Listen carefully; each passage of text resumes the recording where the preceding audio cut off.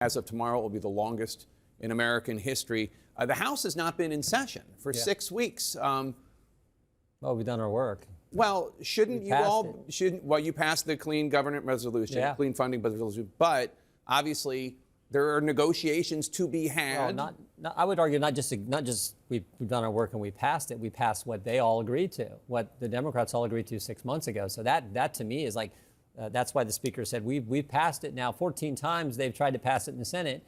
And unfortunately, they're not listening to John Fetterman. Senator Fetterman said, we should pass this. We should move on. This is ridiculous. So, but I've also been back in town the last 3 weeks. Last 4 weeks. I come in every week and do work that I think is important for the folks in the 4th District, important for the country, namely some of the oversight duties we have as members of Congress. But obviously, though, there are disagreements. The Democrats want some changes to health care policy in terms of extending the Obamacare subsidies, et cetera.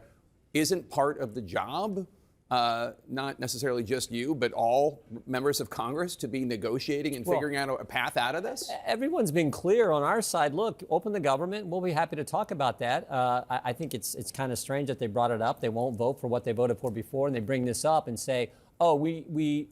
It's not exactly the same thing as it was before. It's a continuing resolution, which means you continue the exact funding level you were at that they all voted for. That's why they called it a continuing resolution. But you made exactly the same. You made major changes to health care policy in the intervening times with the One Big Beautiful Bill Act. That's what Democrats are objecting to. They shut down the government because they're concerned about a policy that doesn't kick in until the end of the year. We're saying keep the government open. Don't jeopardize our pay for our folks in uniform who serve our country and defend our country. Don't jeopardize the pay of air traffic controllers and hurt Americans who are getting close to the travel season.